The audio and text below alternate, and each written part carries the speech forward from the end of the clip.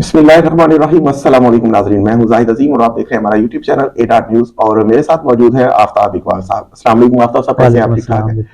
आफ्ताब साहब, हमारे नाज़रीन को ये बताएं कि ये जो इस टाइम सियासी फजा चल रही है, जो सियासी हवा का रुख है, एक खास पार्टी को जो है वो फेवर दी जाने की कोशिश की गई और हत्तल इम्कान कोशिश की जा रही है उसको मैक्सिमम फेवर दी जाने की।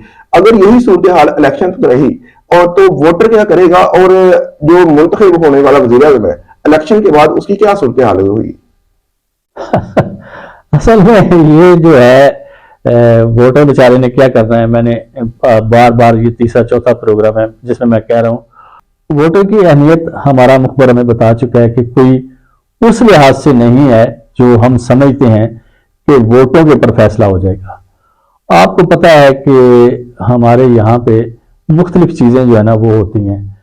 ये जो है ना, आपको पता है हमारा जो मुखबर है खोता जी, उसने ये कहा है कि ये जो आप वोट जितने मर्जी डाल लें, वोट का जो फैसला जो है ना वो किसी और के हाथ में है कि क्या होना है क्या नहीं होना। लेकिन मैं अपनी बात ये करूंगा कि ऐसा नहीं होता।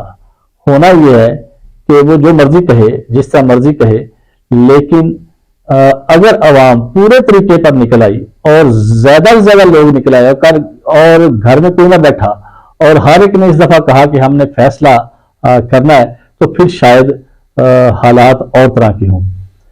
दूसरी तरफ हम जब ये देखते हैं ना जी, मैंने जब बात हो रही थी मुझे बता रहा था जो है खोता वो सब चीजें कि क्या क्या कैसे कैसे हैं, तो उसी दौरान में बंदर ने कहा जी कि इसको छोड़ें जी, इसकी बातें जो है ना मैं आपको असल बात बताता हूँ कि जिस तरह जंगल का निजाम चलता है ना जी, मैं देखें सबसे ज्यादा भागदौड़ करता हूँ। आपको पता है मेरी भागदौड़ सबसे ज्यादा मशहूर है। मैं कभी किसी जगह पे कोई दरख्त कोई जगह कोना ऐसा नहीं है जहां बांदर ना पहुंचता। बिल्कुल ऐसी और ऐसी भागदौड़ जो है ना वो आपके यहाँ भी हो रही है, ठीक है ना, साफ और शफाफ इलेक्शन करवाने के लिए। तो जब भागदौड़ ऐसी होगी ना साफ और शफाफ इलेक्शन के लिए, तो फिर उसका रिजल्ट वो होगा जिस तरह मेरी भागदौड़ का होता है। अच्छा तो आपको इसलिए अंदाजा हो जाना चाहिए कि होने क्या वाला है। मेरा अपना जाती ख्याल ये है कि हम सब चीजें जो भी इस वक्त देख रहे हैं उसमें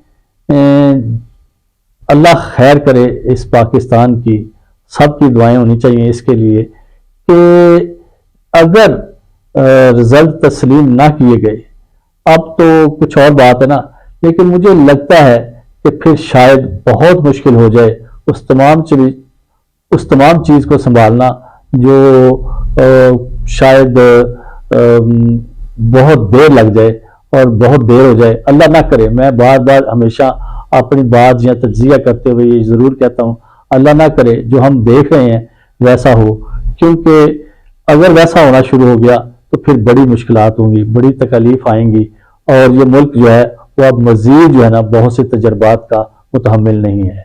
आफ्ताब साहब, ये बताएं कि जो पेशावर हाईकोर्ट ने फैसला दिया है, अक्सर देखा गया है कि सुप्रीम कोर्ट जो है वो भी इसी को सस्टेन रखती है जो नीचे फैसला होता है। अगर सुप्रीम कोर्ट ने भी बल्ला पीटीआई को वापस दे दिया, इलेक्शन कमीशन की जो अपील है उसको मुस्तरद कर दिया, तो फिर इलेक्शन कमीशन के पास क्या अगला लाहेमल होगा? वो क्या करेगी इस बारे में, क्योंकि वो हत्तल इम्कान की कोशिश कर रही है उससे बल्ला छीनने की। असल में उनको होप है तो वो गए हैं इलेक्शन कमीशन वाले जो है ना सुप्रीम कोर्ट में। ये अपने जेहन में रखें कि इस वक्त हमें, मैंने जैसे पहले कहा, होना तो यही चाहिए कि जब एक फैसला आ जाता है तो हमारी अदालत आलिया या अदालत उज़्मा दोनों जगह से, तो फिर अदारों को उसी तरीके से उसको इम्प्लीमेंट करना चाहिए। लेकिन दूसरी तरफ हो क्या रहा है कि हम जो अपनी मर्जी की चीजें हैं, हमने देखा एक सेशन जज का फैसला किस तरह इंप्लीमेंट हुआ था। हाँ, बिल्कुल ऐसे ही दिन मिनटों में और सेकंडों में हुआ था और किस तरीके से वो सारी चीजें हुई।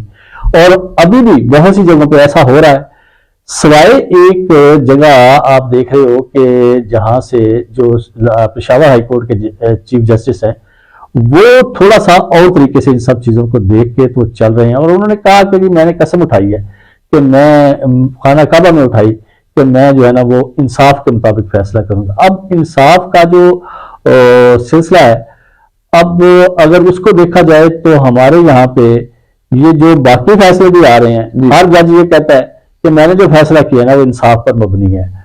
لوگ اب اندھے نہیں رہے.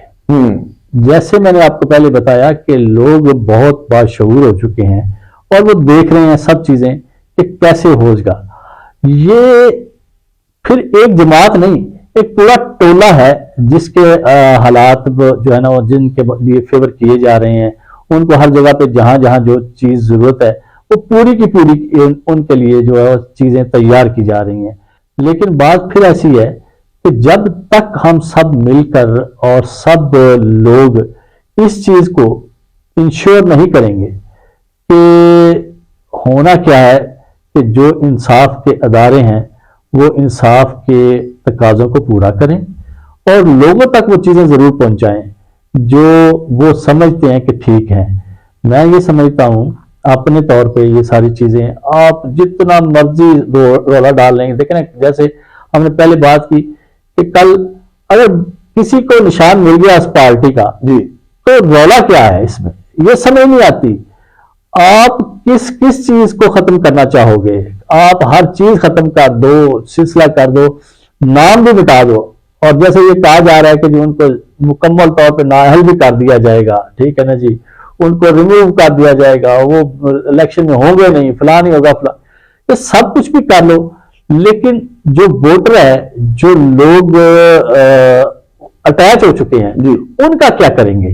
اور یہی صرف سوچنے والی بات ہے، ورنہ یہ باندر کی طرح بھاگ دوڑ ہے.